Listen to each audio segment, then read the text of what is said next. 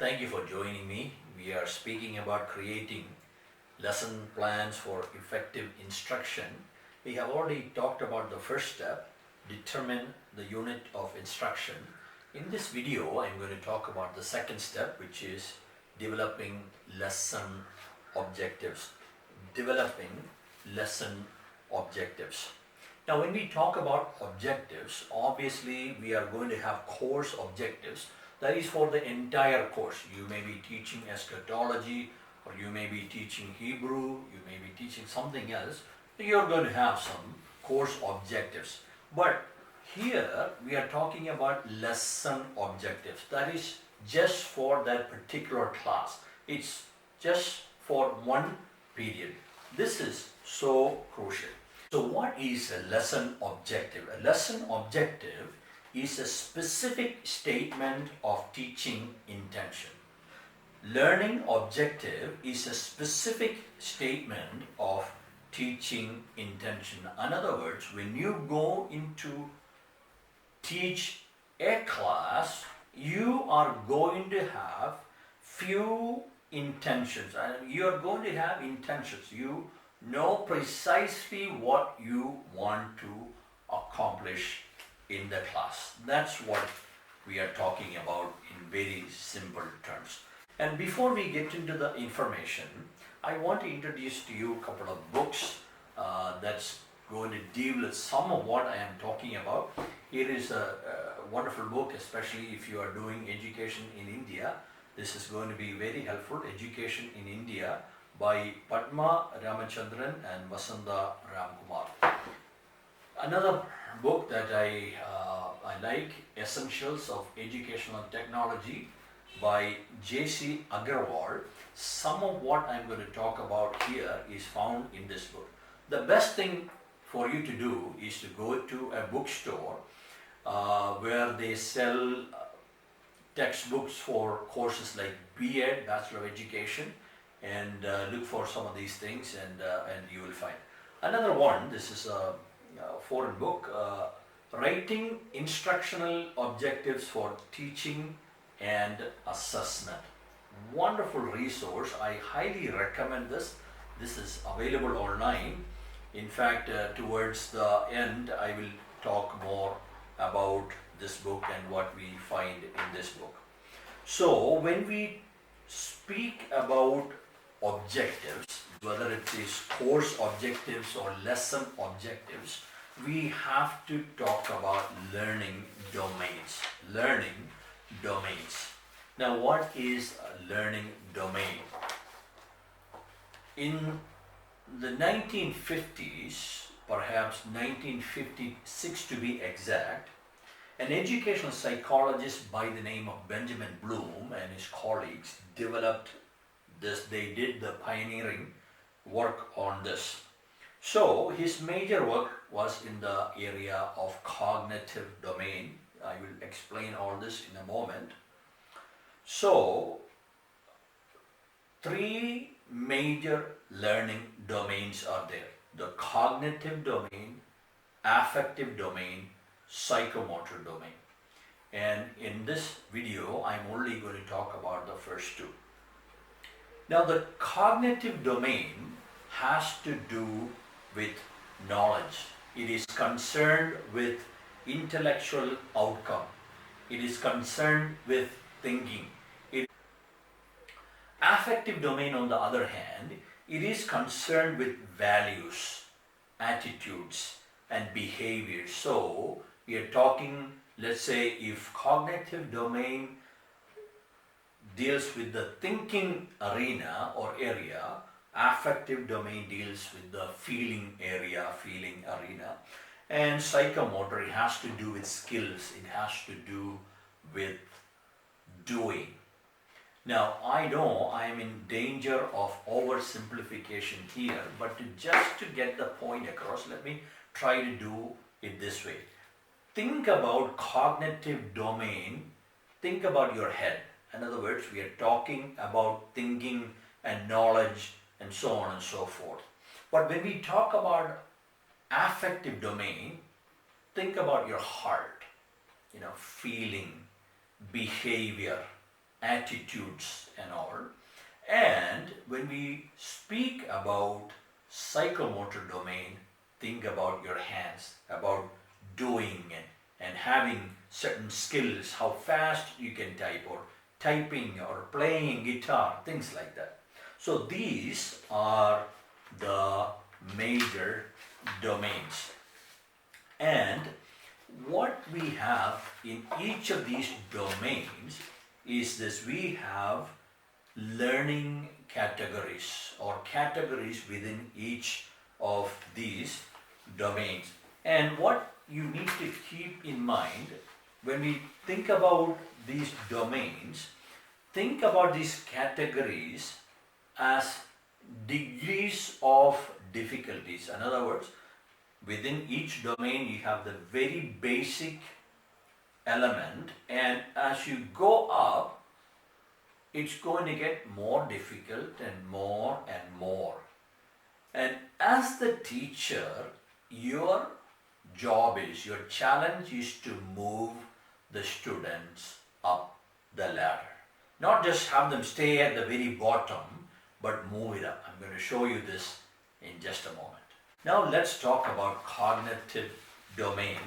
In the cognitive domain, there are 6 general categories. Once again, please keep in mind that when we talk about category, we are talking about degrees of difficulties. And each one must be mastered before you can move higher up. And once you see all this, it's going to probably make sense. So, please know that learning takes place in each of these categories. So, as a teacher, please challenge your students to move up, and you have to create such a learning environment where these students are challenged to move up, where you actively, through the assignments, through whatever you plan to do in the classroom, you challenge them, you inspire them to move up this category. The major categories within the cognitive domain are knowledge, comprehension, application, analysis, synthesis, and evaluation. Let's define each one. First one is knowledge. Remember, this is at the very basic. It is at the very bottom of the cognitive domain. What is knowledge? When we talk about knowledge, we are talking about gaining knowledge about something, like dates, definition, events, patterns, theories, and so on and so forth. So, knowledge is gaining knowledge about something. For example, let's say you are teaching hamartiology, the doctrine of sin.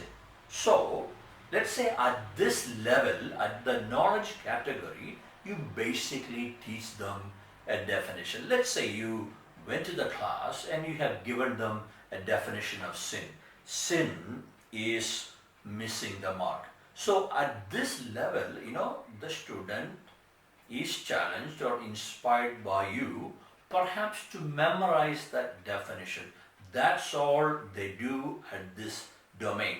They have gained knowledge. They have learned a definition. And often, remember, it is the memorized kind. Now, the level right above that is comprehension. Comprehension. What is comprehension? Comprehension is the ability to interpret or translate. The ability to interpret or to translate. So at this level, remember, they must, before they can move up to comprehension, they need to have knowledge. So they already have memorized definition of sin. Sin is missing the mark. But if they reach the comprehension level, remember, they can interpret or translate. That is, another word, maybe paraphrase. In other words, they understand sin or definition of sin so much so that They don't need a memorized definition anymore. They can say it in their own words. They have comprehended it. So they might say something like this. Well, sin is, well, God has put the standard here and man is trying. He is trying, but you know what? He just can't get there. It doesn't matter how many times he is going to try, each time he is going to miss the mark. He is not going to come up to that standard. See, they have comprehended. You have taught them a definition and you have moved them up to comprehension. Now, the next level is application. Right above comprehension is application. Application is the willingness to use various extrapolations or known facts to solve a new problem without prompting. So they take these known facts, that is, let's say what they have known, what they have comprehended, now they are able to apply it to certain situations. So let's say, now they can apply what they know about sin in their life. See, that's what is happening at this level. Now, at the application level, we expect the student to relate, to apply what they have learned or ideas to new situations. At the application level, we expect the learner, the student, to use what they have understood, what they have comprehended from variety of areas, and we expect them to apply it, or we expect them to use that to solve problems. That is application. Next one is analysis. Analysis is the ability to detect different elements, different things, or relationships. So, analysis is the ability to detect different elements, such as different conclusions, different ideas, different theories, and they understand different elements, they understand their relationships. So, analysis involves examination. So, the student is able to examine, let's say, relationships, examine the validity, examine the organizing principles. See, they have moved up from knowledge. They are beyond just knowing a definition. They have really understood, and now they can take a look at each part of that definition. They are examining, they are scrutinizing. Here, at this level, at the analysis level, we can expect the student to break things down into their component parts. You know, sometimes when we fix something, when we repair something, you know, we take everything apart. Okay, the screw goes here in each part, you know, it's the ability to take the ideas apart. That's what it is. They are able to uncover the unique aspects of those concepts and ideas and definitions. That is what a person who can analyze is able to do.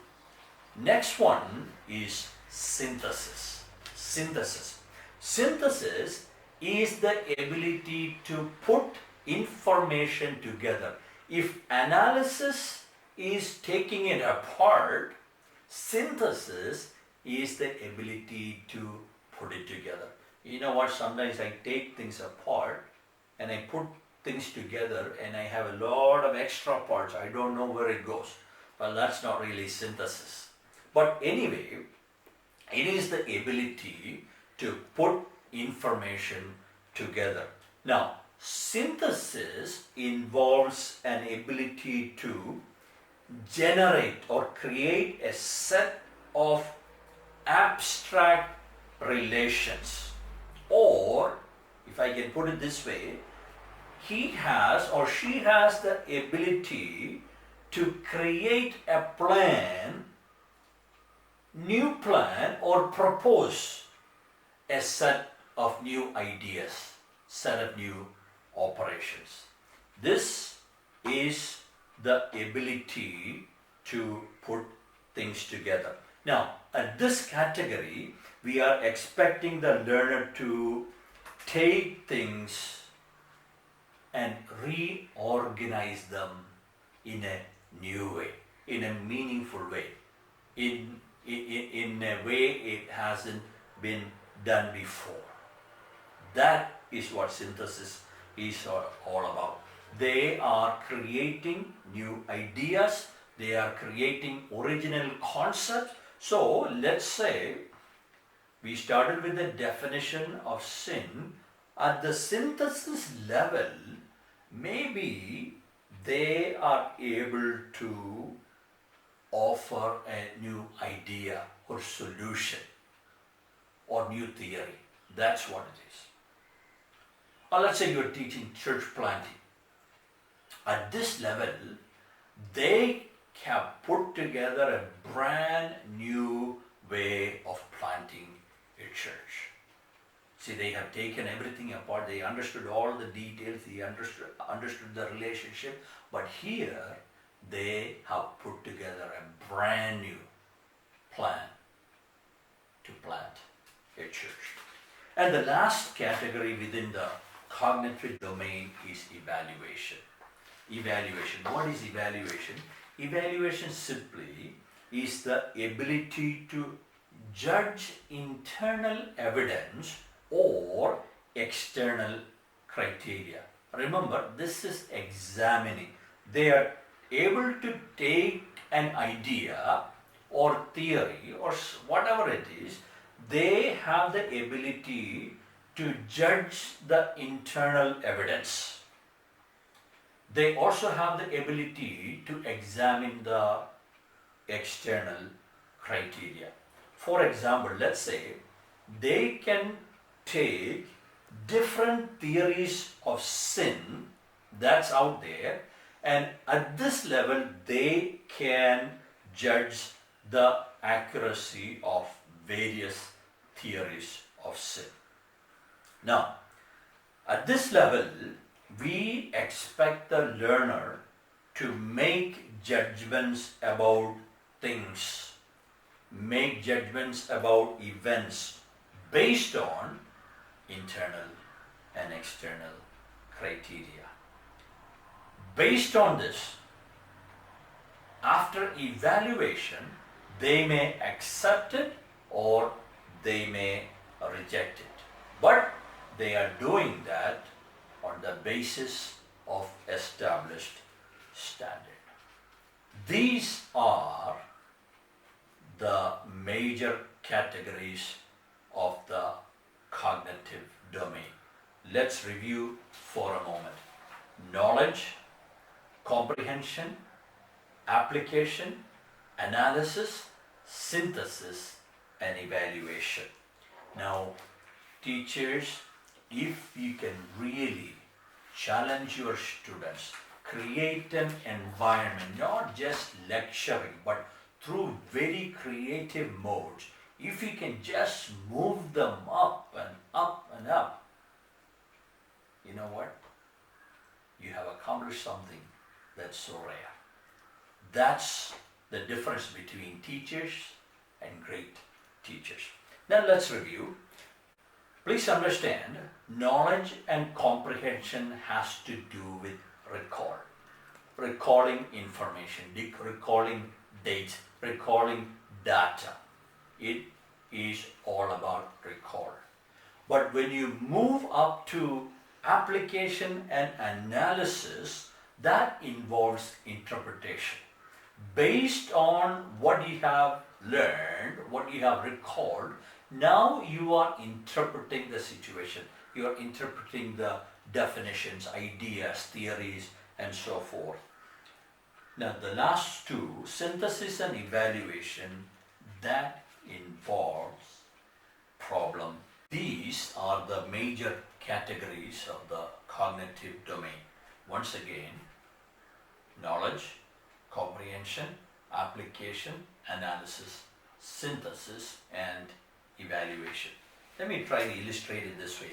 At the knowledge level, student knows the definition of sin, often a memorized definition.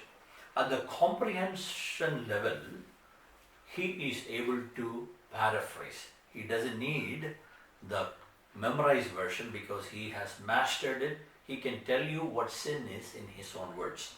At the application level, he may apply facts about sin in his own life. He understands, well, God has established a standard, so I shouldn't do this, or I should only do this.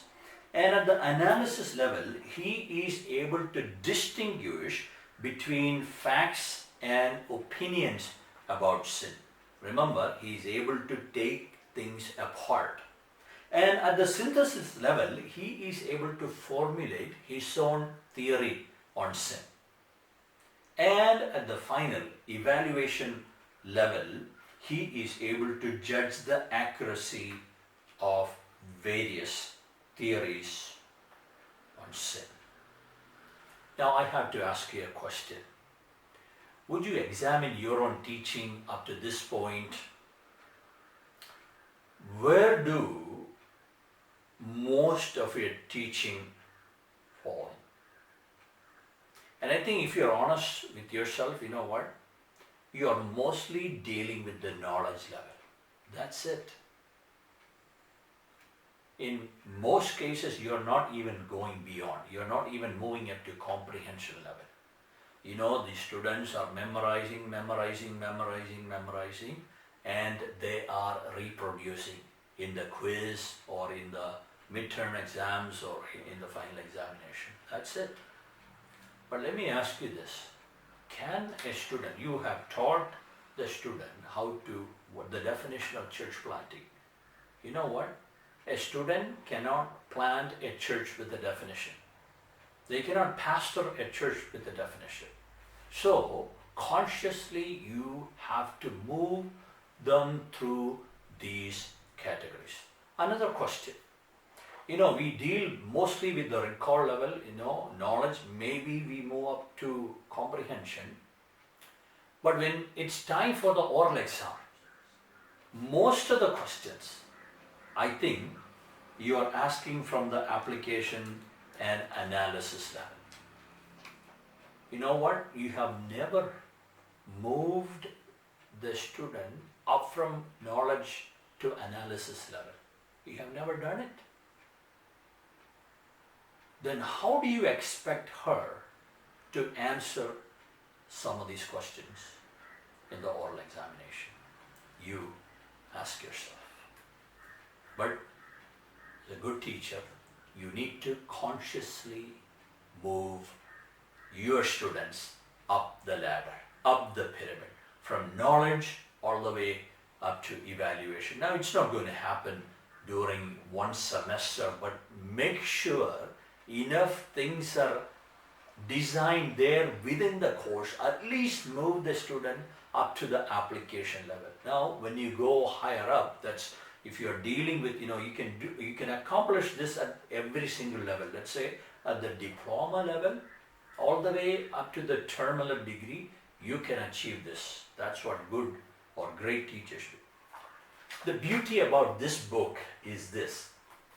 It gives you all the major categories and also definitions and descriptions and what he calls illustrative verbs. In other words, if you are trying to accomplish something, let's say, in the comprehension level, what are some illustrative verbs that you can select in order to write a lesson objective. That you will find here. I will talk about that in a moment. Now, let us move on into the affective domain.